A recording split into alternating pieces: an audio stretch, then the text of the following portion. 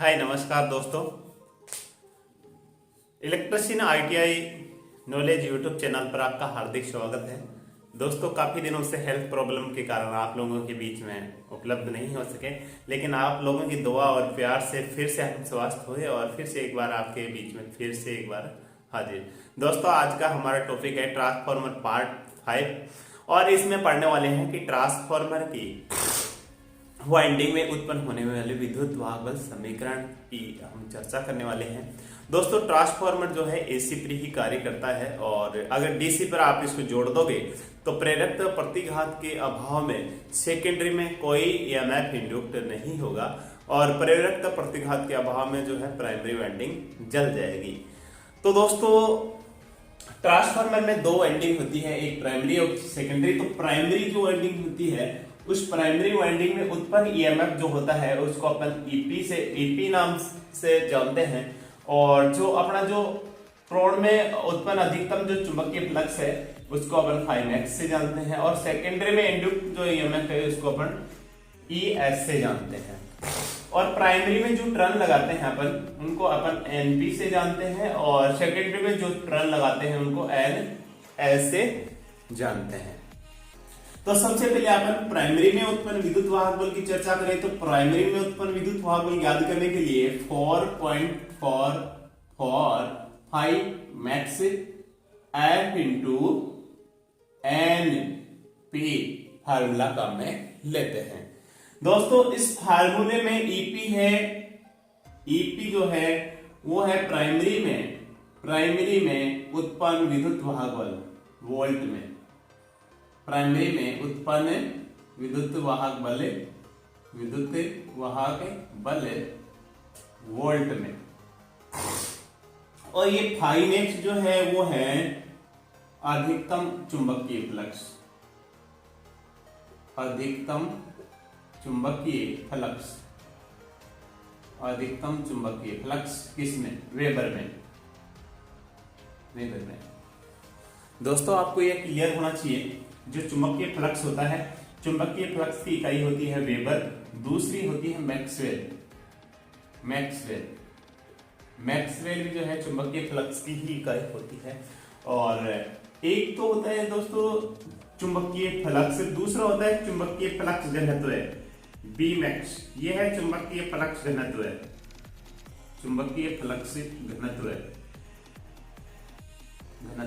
और चुंबकीय फ्लक्स घनत्व को बी से लिखते हैं यार। इसकी इकाई होती है वेबर प्रति मीटर स्क्वायर या फिर टेस्ला।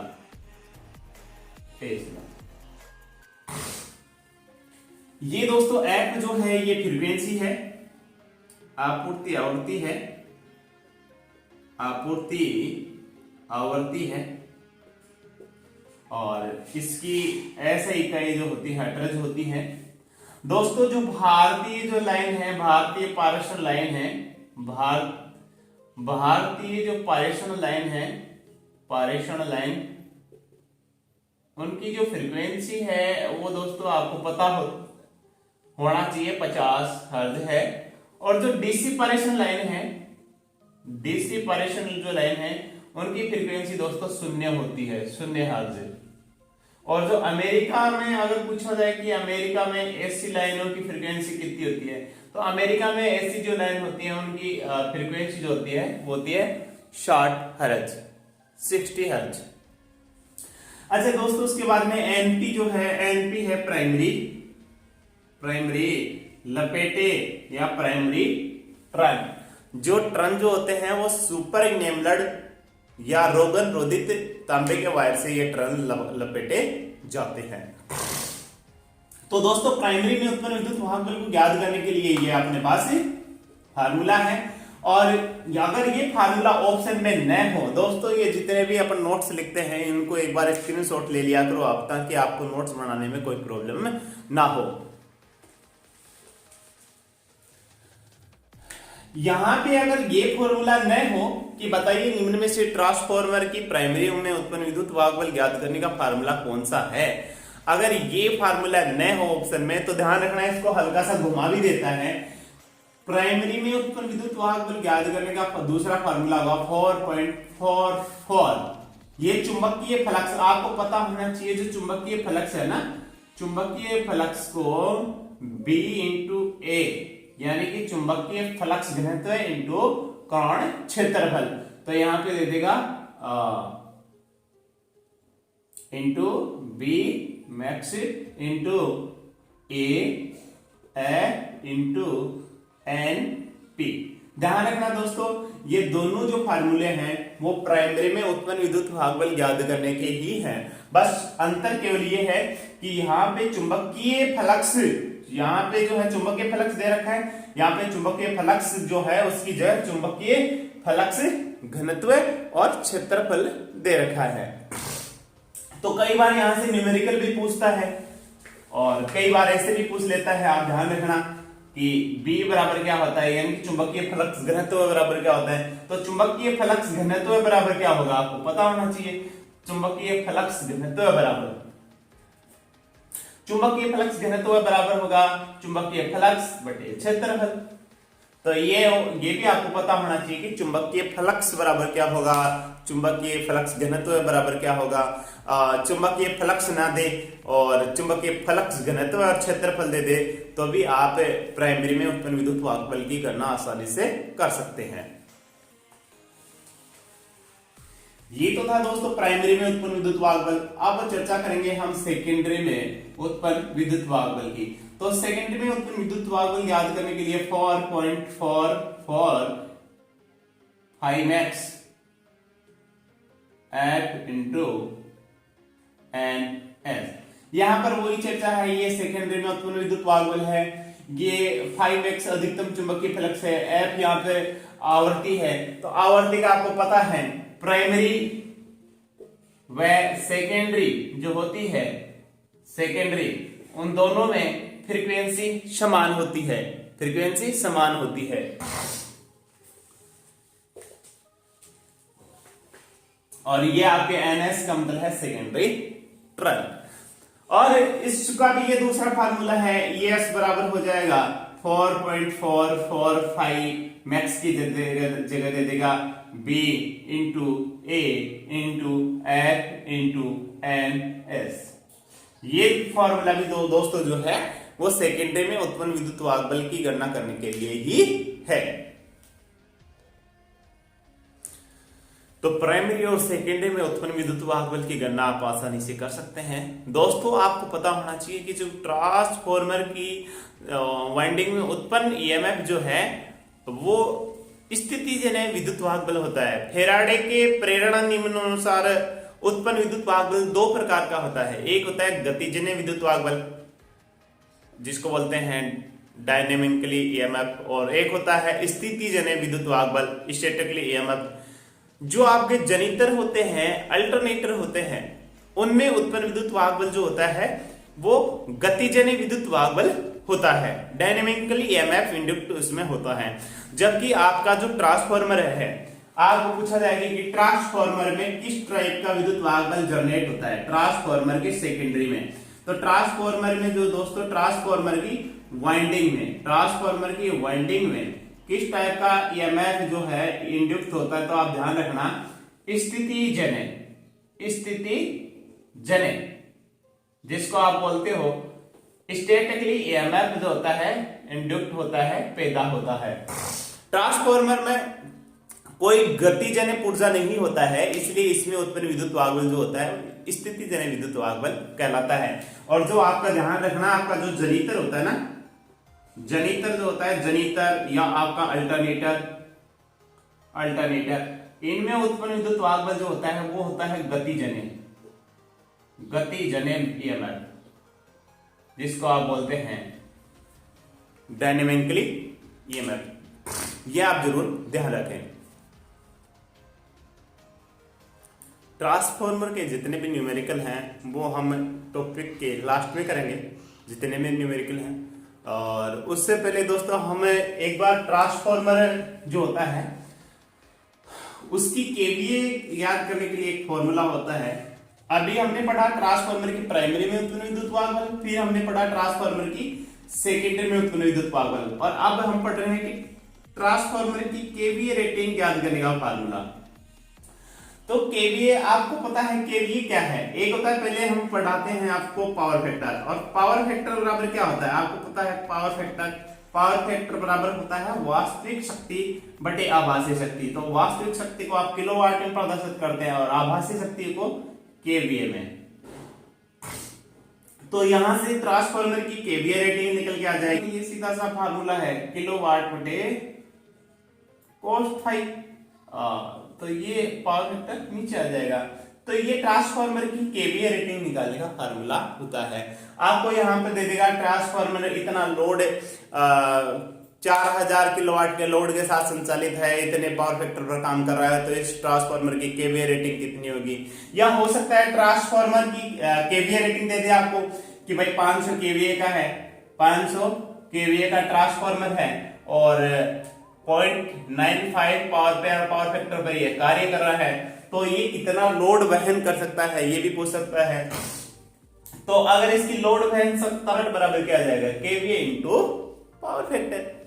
दोस्तों कई बार आपको ट्रांसफार्मर की फुल लोड पे प्राइमरी करंट पूछ लेता है, फुल लोड पे प्राइमरी करंट पूछ लेता है। तो ये आप ध्यान रखें, केवीए बराबर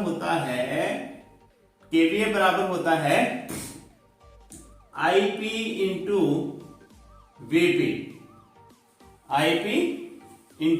वीपी। तो अगर आपको प्राइमरी फुल लोड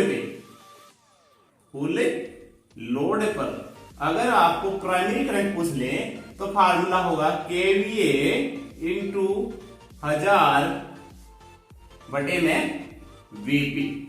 ये फार्मूला लगा के आप ट्रांसफार्मर की फुल लोड पर प्राइमरी करंट की गणना कर सकते हैं।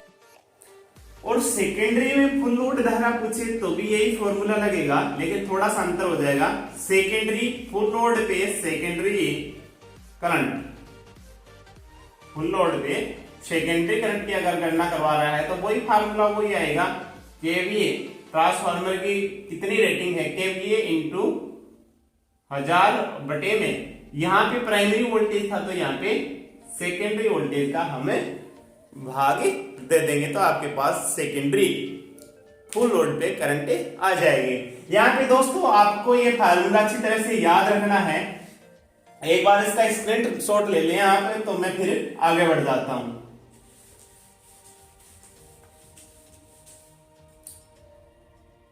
आप ध्यान रखना केवीए बराबर होता है आईपी इंटू वीपी, और केवीए बराबर ही होता है आईएस इंटू वीएस। ये आप अगर ये दोनों फार्मूले याद रखोगे तो आप सेकेंडरी में फुल लोड पे धारा, secondary voltage, primary voltage, secondary current, primary current आसानी से आप गणना कर सकते हैं।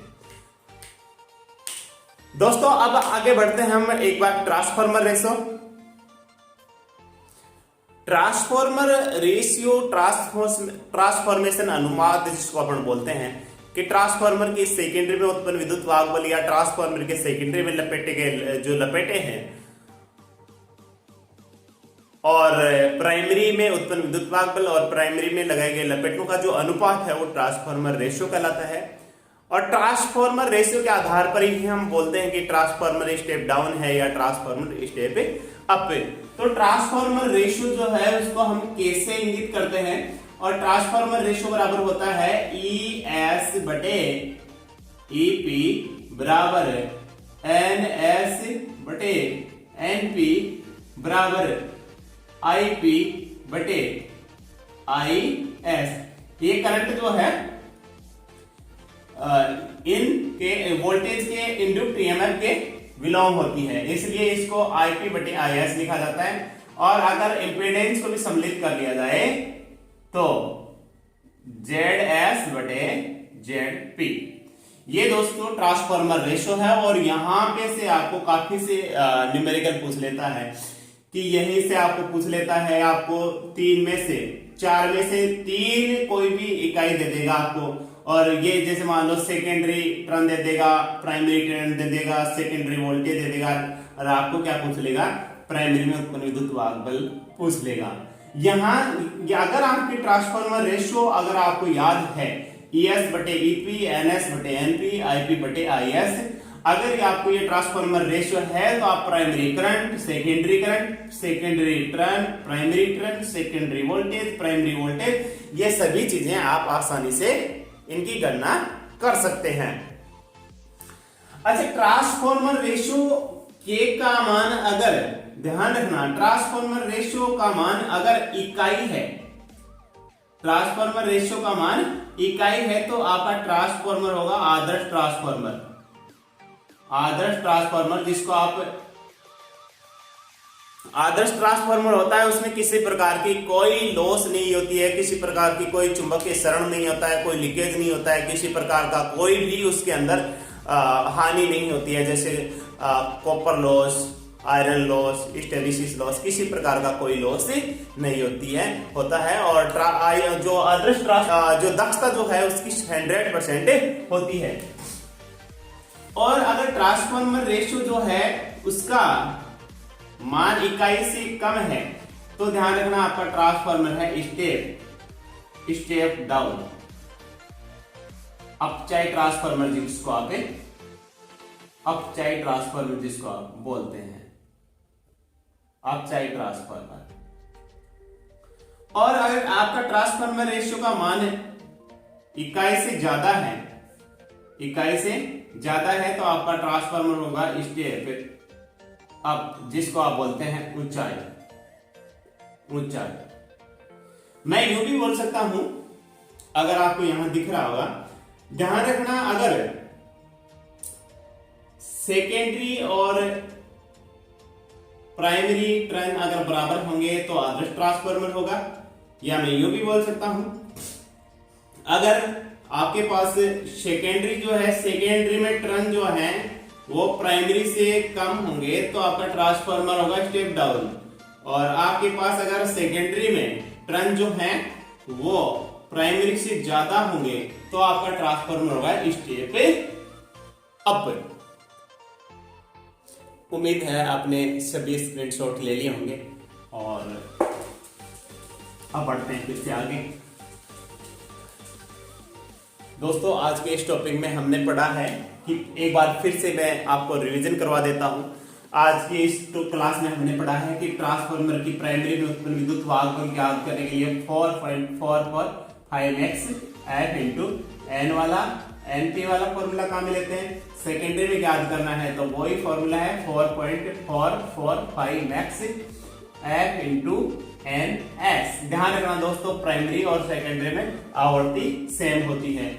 और अगर आपको चुंबकीय फ्लक्स ना दे तो फिर ध्यान रखना E बराबर फिर होगा 4.44 B max A into F into N, ये वाला फार्मूला अपन काम में ले लेंगे। उसके बाद में हमने पढ़ा कि ट्रांसफार्मर की जो रेटिंग बराबर होगा किलोवाट बटे cos फाई पावर फैक्टर। और अगर आपको किलोवाट ही याद करना हो तो आएगा KVA into power cos theta cos phi. और अगर आपको पावर फैक्टर की गणना करनी हो तो फॉर्मूला आपको पता ही है किलोवाट बटे KVA। और आपको KVA की गणना करनी होती है दोस्तों, KVA की अगर गणना करनी होती है तो आपको पता होना चाहिए KVA बराबर होता है IP इंटू VP, या ये भी हो सकता है KVA बराबर होगा IS इंटू VS। और फिर इसके बाद में ट्रांसफार्मर रेशो पढ़ा, ES बटे EP, NS बटे NP बराबर IP बटे IS। और अगली नेक्स्ट क्लास जो होगी दोस्तों, उसमें जितने भी ट्रांसफार्मर के न्यूमेरिकल होते हैं वो हम बिल्कुल हल करने वाले हैं। नमस्कार दोस्तों, आज यहीं तक।